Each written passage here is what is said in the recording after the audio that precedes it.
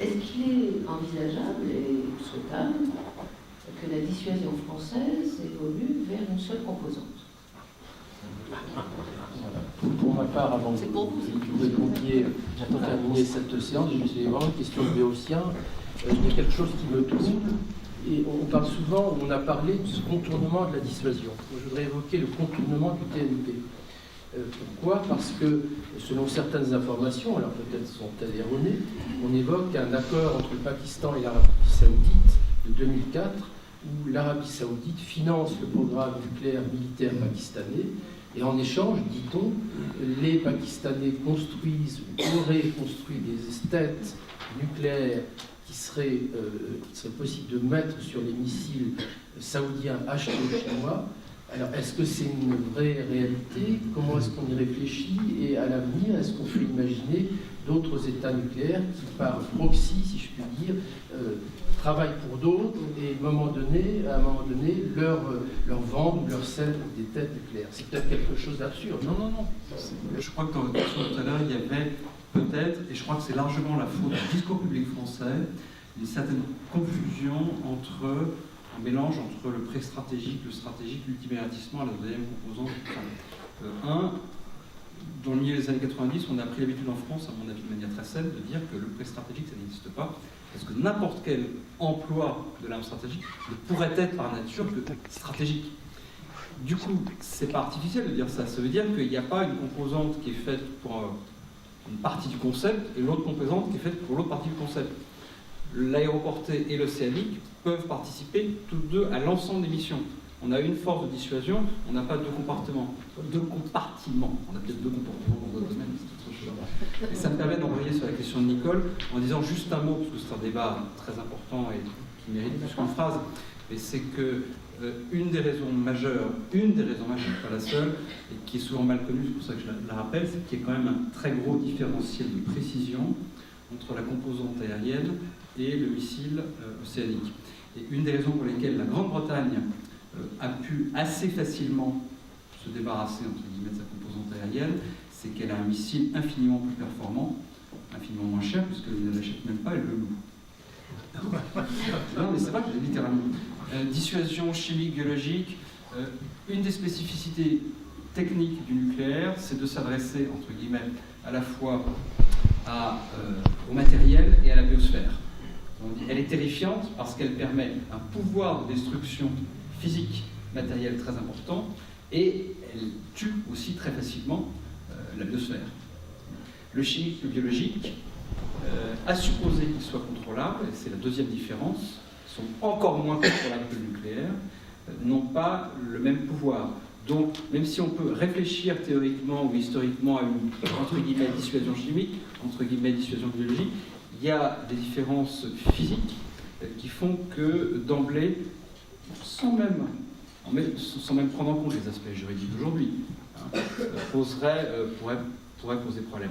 Signalant par ailleurs que la dissuasion chimique, on l'a déjà essayé, c'est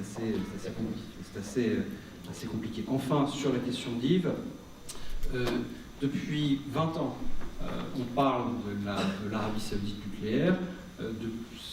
Depuis 40 ans, on parle de l'éclatement de l'Arabie Saoudite aussi. Il y a deux aspects. Il y a un aspect rumeur bien entretenu par les protagonistes, et notamment le protagonisme golfien. Une réalité qui est le fait que l'Arabie Saoudite ait vendu du pétrole à un taux préférentiel au Pakistan pendant 2 décennies au moins, ce qui lui a permis d'attribuer une part plus grande de son budget au militaire et donc au nucléaire. Il y a une troisième dimension qui est le fait que dans les discussions saoudo-pakistanaises, il serait très surprenant que ces questions ne soient jamais évoquées, mais elles ne se traduira pas nécessairement par des armes pakistanaises sur le sol saoudien. Il y a d'autres modes de coopération.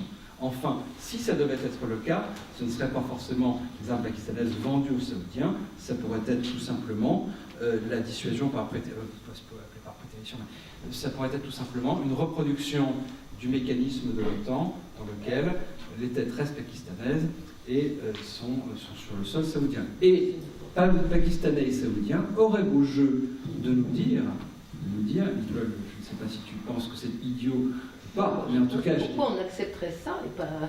Non, mais je ne dis pas que c'est acceptable ou inacceptable, c'est un autre sujet. Ce que je veux dire, c'est qu'il y a d'autres hypothèses que celles que souligne Yves. Il y en a une, par exemple, qui consisterait, pour les Pakistanais, de dire que nous allons faire le même arrangement que l'OTAN.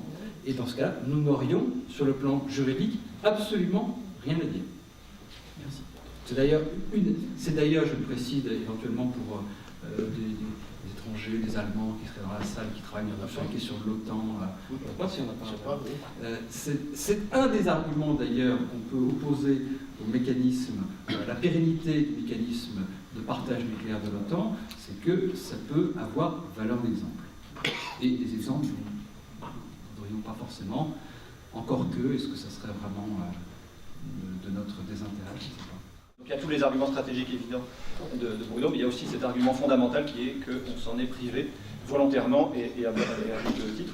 Et troisième phrase sur la composante aéroportée, alors ça mérite un débat complet. Je dirais qu'il y a quand même deux arguments de base. Un, on a fini l'essentiel de la modernisation, donc aujourd'hui c'est payé. Donc tous les arguments qui consistent à dire c'est une source d'économie majeure sont simplement factuellement faux. Et deuxièmement, au-delà de ce qu'a dit Bruno très justement, il y a un argument supplémentaire qui est un élément classique de la doctrine française, qui est que l'arme aéroportée est l'une des armes qui permet d'élargir la palette à la disposition du président, et en particulier un élément visible qui lui permet de démontrer la détermination française et d'éviter d'avoir à employer l'arme nucléaire. Je vais partir du chimique, mais si le chimique a été interdit, c'est parce que le chimique a été employé comme la dissuasion. Mais ce qui aboutit la communauté internationale à le mettre hors jeu, même si malheureusement dans certains conflits récents l'emploi de ce type d'armes a pu être constaté, c'est ça.